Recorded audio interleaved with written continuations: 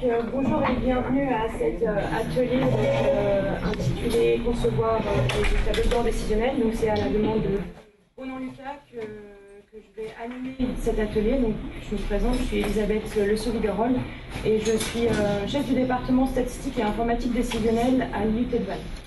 Et donc pendant cette session, je serai secondée par Monsieur Aroudo, qui est le directeur adjoint de l'EPTB Vilaine, un établissement public qui associe les départements pour la gestion du bassin de la Vilaine. Voilà. Et puis j'ai d'autres vies et d'autres tableaux de bord depuis longtemps. Mais vous avez quand même une connaissance des tableaux de bord dans le domaine. Un petit peu, mais je suis quand même. D'accord. Par contre, les systèmes d'information. Vous allez peut-être en apprendre aujourd'hui aussi. Ouais, je pense que les premiers tableaux de bord que j'ai dû monter étaient avant le graphique qu'on nous a présenté ce matin. On parlait des années 79, 80. Quoi. Très bien. Donc, le but de cet atelier, c'était un constat déjà qu'on a de plus en plus besoin d'indicateurs pour pouvoir piloter la décision publique et aussi derrière pour pouvoir justifier les décisions qui sont prises. Et donc pour ça, il y a des méthodologies et des outils qui existent. Il y en a plein, ils ont des actions assez diverses et variées. Donc ce qu'on va essayer de faire aujourd'hui, c'est d'essayer de répondre d'abord à ces deux questions-là que sont quelle méthodologie suivre pour bien collecter les données nécessaires et ensuite quels outils utiliser pour passer les données à la connaissance. L'extraction des connaissances étant vraiment l'enjeu principal qu'on va essayer de mettre en exergue aujourd'hui. Et on finira donc par une présentation du GIPBE qui a déjà pas mal travaillé sur de la conception de tableaux de bord et qui vous donneront un petit peu les éléments qu'ils ont pu voir dans ce domaine-là, et notamment ils vous donneront aussi des informations sur les impacts que ça peut avoir sur l'organisation locale lorsqu'on met au point ce genre d'outils. Alors, on part du fait en fait que vous êtes ici un ensemble acteurs qui travaillaient sur des thématiques différentes et dans des territoires différents. Donc qui dit un ensemble d'acteurs dit que tout le monde évidemment ne va pas travailler dans la même direction, vous n'avez pas tous les mêmes objectifs, vous n'avez pas tous non plus les mêmes informations à disposition. Vous allez travailler sur des territoires qui sont à la fois séparés mais concomitants. Donc il va falloir trouver un moyen de mettre en place des tableaux de bord qui ne soient pas le tableau de bord universel, mais les tableaux de bord en fait qui vont être adaptés à chacun des acteurs. Et également à chacune des thématiques, parce qu'en fonction de la thématique également, vous n'allez pas disposer des mêmes informations, vous n'avez pas les mêmes besoins en termes d'indicateurs à mettre en place. Donc le but, ça va être d'essayer de voir comment est-ce qu'on va pouvoir mettre en place des choses qui peuvent servir à tous et à plusieurs objectifs différents, donc en utilisant des outils similaires, mais avec des utilisations différentes. Donc pour arriver à mettre en place des tableaux de bord qui soient adaptés au public et aux thématiques et aux objectifs, il va falloir une organisation rigoureuse, ça demande toute une partie de travail en amont que la première présentation va un petit peu vous faire toucher du doigt. Et puis il faut aussi une expression des besoins qui soit vraiment très précise et très bien définie.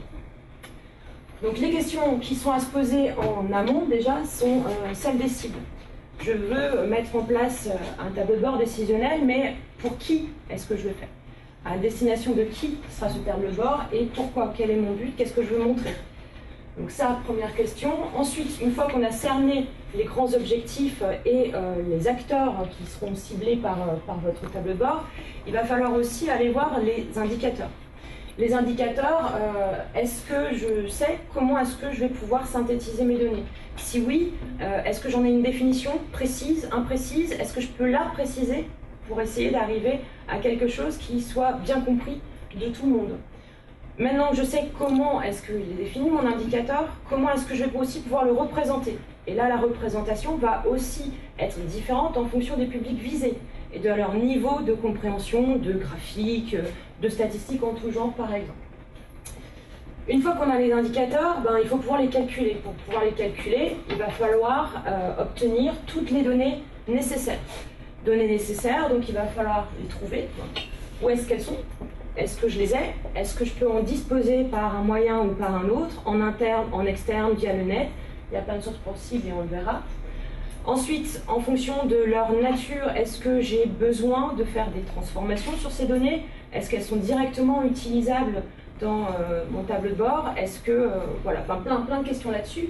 Et donc aussi sur leur structuration, parce que les données en soi c'est bien, mais elles doivent communiquer entre elles. Donc est-ce que je dispose des informations nécessaires pour dire que telle donnée va bien avec telle autre donnée? Est-ce qu'elles sont sur la même échelle de temps, sur la même échelle géographique, etc. Ensuite se viendra la question des outils. Les outils, on le verra lors de la deuxième conférence de cet atelier, il y en a un sacré paquet. Maintenant, vous en avez tous plus ou moins déjà à disposition. Est-ce que ce dont vous disposez est suffisant? Est-ce qu'il y en a d'autres à côté que vous allez pouvoir vous approprier rapidement, qui auront aussi un coût raisonnable? Alors, coût à la fois en termes d'appropriation et en termes financiers, hein, tout compte. Voilà, est-ce que je peux acquérir aussi les compétences sur ces outils? Quelles sont les compétences disponibles? Est-ce que moi je sais faire? Est-ce que des gens dans mon entourage ou dans mon réseau savent le faire ou savent m'aider à le faire? Donc ce sont plein de questions qu'il va falloir se poser avant de commencer à vraiment mettre en place les tableaux de bord décisionnels. Alors je suis là au titre aussi donc, de chef de département de l'IUT de Vannes, et peut-être qu'un premier point d'entrée, puisque ce matin Marine Bedu a bien mentionné que les moyens techniques dans vos différents observatoires ne sont pas forcément énormes.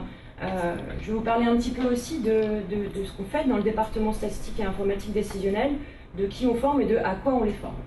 Donc le département statistique et informatique décisionnelle, c'est 4 formations. À Bac plus 2 pour le DUT statistique et informatique décisionnelle, et à Bac plus 3 pour les 3 licences professionnelles. Donc l'une qui est vraiment orientée vers ces histoires de tableaux de bord et de conception de tableaux de bord, qui s'appelle conception des systèmes décisionnels. Les solutions décisionnelles, c'est le terme officiel, mais on dit souvent système. Une autre qui a orientation des métiers de la statistique pour le marketing, statistique décisionnelle en marketing, et une troisième qui s'intéresse à tout ce qui est statistique et traitement informatique des données dans le domaine de la santé, la licence pro, Stat et Info pour la santé. Voilà, donc c'est tout ça le département STID de l'IUT de Vannes. Et donc ce qu'on essaye de développer au niveau des étudiants, c'est une compétence à la fois en informatique, surtout décisionnelle, et également en statistique. Alors, du point de vue informatique, la compétence qu'on essaye de donner à nos étudiants, c'est tout ce qui concerne le stockage, l'organisation et la restitution de plus en plus dynamique d'ailleurs des données. Donc si on regarde ici, c'est la chaîne globale du traitement de l'information. Donc on va partir de données internes, externes, sous formes différentes. Vous avez des fichiers plats, des fichiers texte, des fichiers Excel, des fichiers XML et d'autres. Vous avez aussi à disposition, dans la plupart des cas, c'est ce que relevé aussi l'enquête de Marine Bedu, à disposition des bases de données, donc des bases de données internes. Et puis, on va aussi de plus en plus faire appel à des données issues du web, alors que ce soit les données ouvertes qu'on va pouvoir récupérer, ou bien même des données issues de réseaux sociaux ou d'autres éléments comme ça. Donc tout ça, c'est des données qui sont quand même assez hétérogènes, et une des premières choses qu'il va falloir faire, ça va être d'intégrer ces données dans un référentiel unique, ce qu'on appelle dans le jargon un data warehouse, un entrepôt de données. Et donc pour ça, on va utiliser des éléments logiciels et de programmation, ce qu'on appelle les ETL, dont on parlera un petit peu plus du CP Verio, donc, qui vont permettre la collecte, la qualification et l'intégration de toutes ces données-là dans un référentiel unique. Et une fois qu'on les aura dans un référentiel unique, et ben là on va pouvoir recommencer à séparer les éléments, cette fois-ci non plus en fonction de l'origine des données, mais en fonction de leur destination. C'est-à-dire qu'on va pouvoir créer des bases qui seront spécialisées en fonction des métiers. Et ça va être aussi très intéressant. Donc ça va être ces petites bases-là, à l'intérieur du gros entrepôt, ou bien des bases de données qui seront structurées complètement différemment, vraiment dans un but d'analyse et d'explication derrière. Et donc sur la base ensuite de ces bases de données métiers, on va pouvoir aller sur de la représentation des résultats, et c'est là-dedans que vous allez retrouver les tableaux de bord, mais d'autres éléments aussi, du reporting, de l'analyse au lab, donc ça c'est l'analyse suivant plusieurs dimensions, voire même du data mining qui est en fait de l'exploration des données pour essayer de trouver de nouvelles données à partir de données existantes. Donc voilà, c'est un peu toute cette chaîne-là auquel les étudiants de DUT sont au moins sensibilisés. À Bac+2, ils n'ont quand même pas la compétence intégrale, mais au moins sensibilisés. Et en fait, ce qu'on va surtout leur inculquer, donc c'est la partie vraiment gestion et requêtage des données à travers les bases de données, auxquelles viennent s'ajouter donc des compétences en développement informatique, en programmation, de façon à pouvoir au final produire des choses comme ça. Alors ça c'est le résultat oui, c'est du tableau. C'est le résultat de ce qu'ont fait des étudiants de première année dans le cadre de leur cours de visualisation de données. Voilà, donc on arrive sur des choses qui commencent déjà à être un peu interactives. Alors tableau c'est facile, il n'y a quasiment pas besoin de programmer. Et là en fait c'est quelque chose de dynamique, puisque là sur le côté vous voyez une petite barre qui permet de défiler sur le temps pour faire changer les valeurs. Et ça c'est sur la base des données comptables de Air France KLM. Ça a été fait. Côté statistique, donc, on a les données, elles sont organisées, on a besoin donc, pour commencer à travailler en statistique de savoir quel est le problème posé et quelles sont les données adaptées pour pouvoir répondre au problème.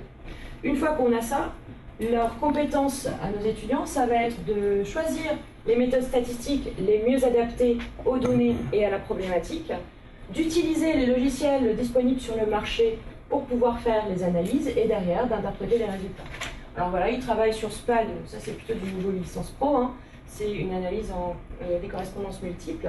Donc SPAD c'est un logiciel de statistique bien connu. Statistica, là c'est un arbre de décision, et puis sous ça, ce sont des traitements sur des séries chronologiques. Donc pour faire tout ça, en fait nos étudiants ont un ensemble d'enseignements, et ce qu'on veut surtout leur faire comprendre, c'est que stade d'un côté, info de l'autre côté, communication d'encore un côté, c'est pas ça. Le but c'est toujours de faire en sorte qu'ils comprennent que tout ça, ça a des interactions, que la gestion va être au service de la communication, que la visualisation de données va être au service de la statistique, etc. etc. Tout ça, ça communique, le but étant vraiment qu'ils comprennent qu'on est dans des domaines qui ne sont aussi jamais indépendants des métiers. Donc il faut avoir à la fois la compétence technique et la compétence métier pour pouvoir travailler dans le domaine de la statistique et de l'informatique décisionnelle. Alors la compétence métier, ils ne l'ont pas au niveau Bac+2, ils commencent à l'avoir, la licence pro en marketing, on voit bien que c'est déjà orienté vers les métiers du marketing, data info pour la santé, vers les métiers de la santé. Mais ça vient plus tard. Alors si jamais vous souhaitez étoffer un petit peu vos équipes techniques, voilà quelques propositions qu'on peut vous faire aussi, à vous de voir si elles sont honnêtes ou pas. On a besoin souvent de montrer quelque chose de concret sur ce qui est fait dans différents secteurs d'activité aux étudiants. Et pour ça, on est toujours preneur de personnes qui seraient prêtes à venir faire des conférences professionnelles, donc pour montrer aux étudiants quel est leur métier au quotidien.